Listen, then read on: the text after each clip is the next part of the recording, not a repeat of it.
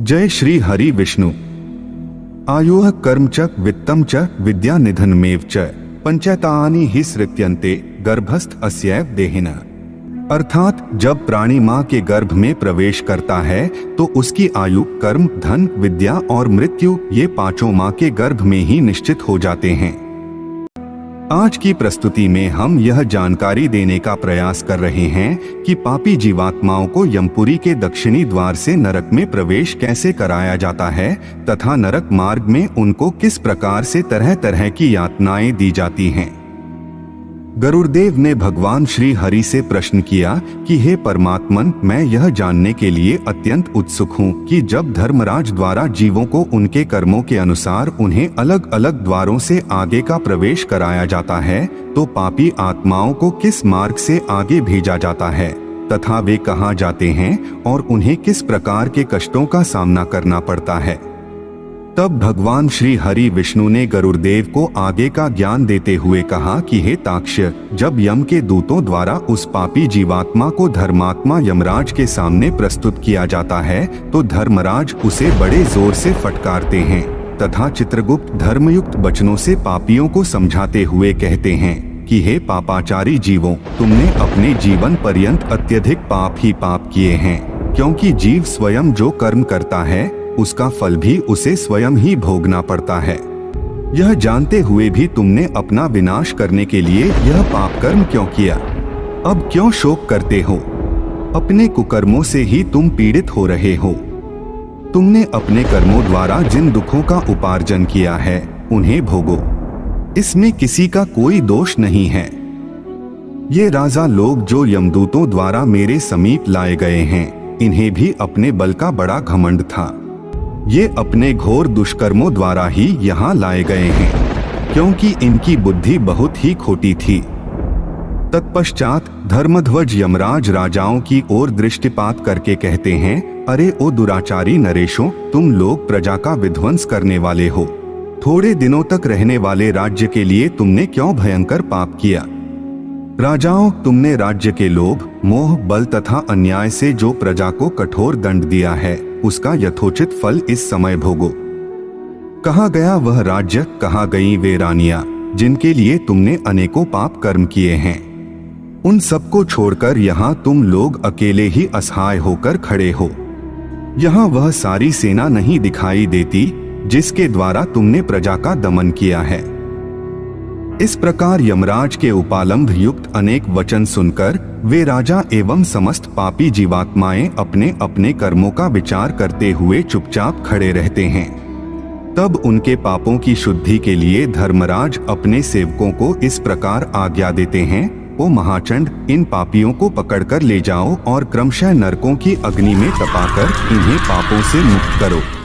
तब धर्मराज की आज्ञा पाते ही यमदूत पापी आत्माओं को यमपुरी के दक्षिणी द्वार से नरक लोक में प्रवेश करवाने के लिए ले जाते हैं।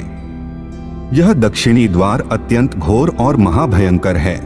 वहां सदा ही नाना प्रकार के हिंसक जंतुओं तथा गीदड़ियों के शब्द गूंजते रहते हैं। उसे देखते ही पापियों के रोंगटे खड़े हो जाते हैं। भूत, प्रेत, पिशाच और राक्षसों से यह द्वार सदा ही घिरा रहता है।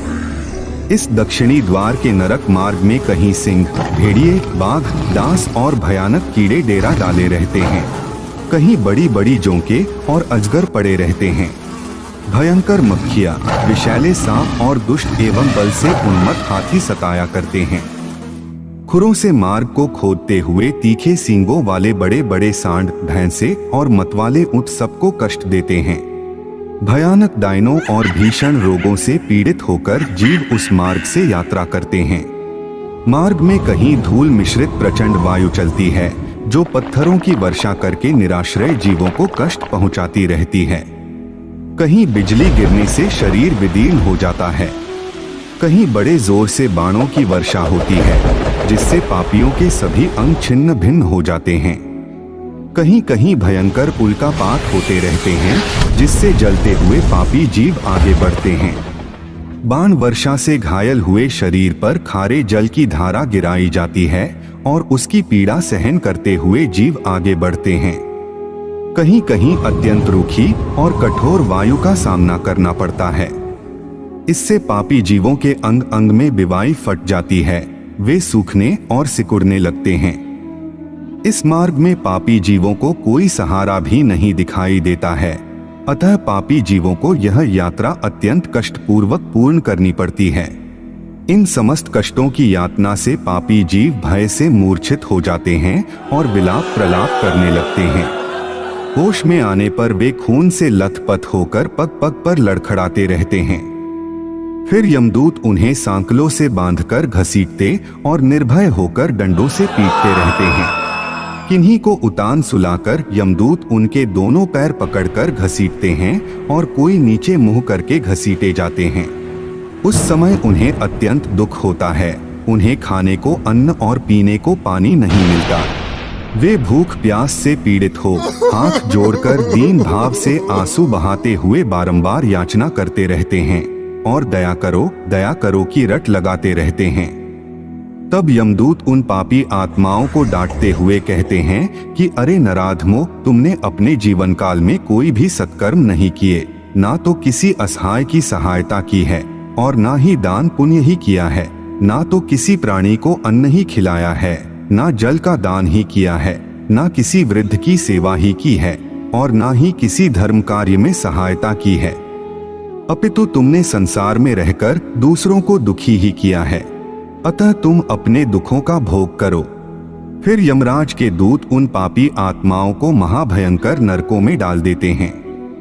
तो यह थी पापी जीवात्माओं को यमपुरी के दक्षिण द्वार से नरक में प्रवेश करवाने तथा नरक मार्ग में उनको दी जाने वाली यातनाओं के बारे में एक छोटी सी जानकारी। हम आशा करते हैं कि आपको यह जानकारी अच्छी लगी होगी। अगर अच्छी लगी हो तो वीडियो को लाइक करें और हमारे चैनल को सब्सक्राइब करने का कष्ट करें।